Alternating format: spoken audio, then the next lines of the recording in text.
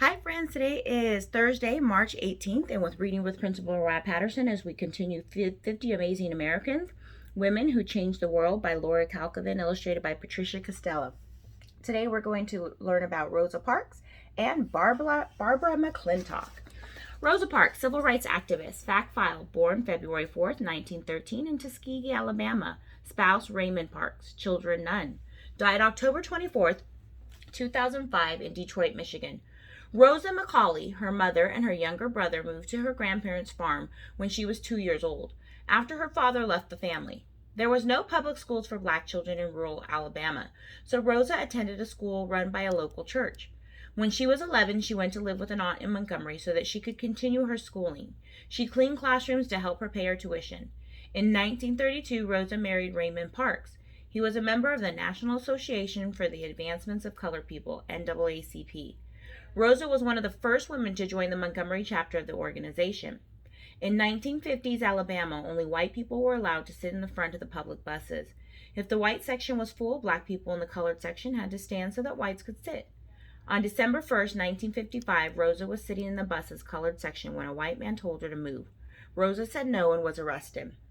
Her refusal sparked the NAACP to call for a bus boycott. Blacks refused to ride the buses. Since most bus riders were black, the bus company suffered, but they still wouldn't change their rules. Then, on June 19, 1956, a federal court ruled that bus segregation was unconstitutional. The Supreme Court agreed, and the city of Montgomery was forced to change the bus rules. The boycott had lasted 381 days. Rosa inspired others to protest unfair laws, but because of her actions, which many people still did not agree with, she and her husband lost their jobs and even received death threats.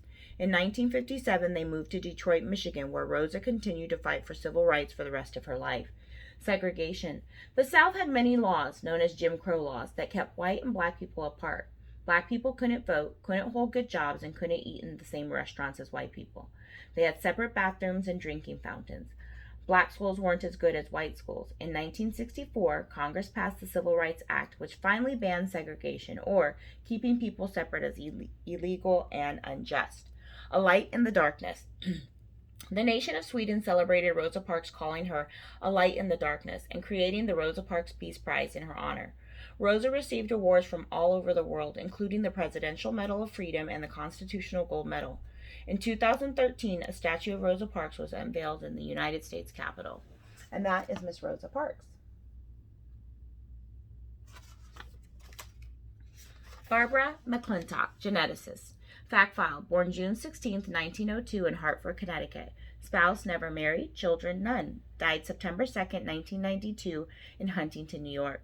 Barbara McClintock loved nature even after her family moved from Connecticut to Brooklyn, New York. Her father was a doctor, and Barbara had an interest in science too. When it was time to go to college, she decided to study biology at Cornell University. Girls were not allowed to major in genetics, the study of genes, which are transferred from parents to children and determine things like the color of their eyes. So Barbara studied botany to earn PhD. She also took genetics courses and began the study of genetics of corn. She wanted to know why some kernels of corn had a mixture of colors and others didn't. After college, Barbara had a hard time finding a university or research lab that would hire a woman. But she didn't give up. She was eventually hired by a lab where she discovered the chromosomes, which carry genes, can move or jump from one place to another on DNA. At first, Barbara's work was ignored, but then other scientists realized how important it was. In 1983, she became the first woman to be the sole winner of the Nobel Prize for Medicine. Smithsonian. After her death, Barbara's favorite microscope was donated to the Smithsonian Institution in Washington, D.C., in the hope that it would inspire more young people, and especially girls, to study science. And that is Miss Barbara McClintock. Have a good evening, friends.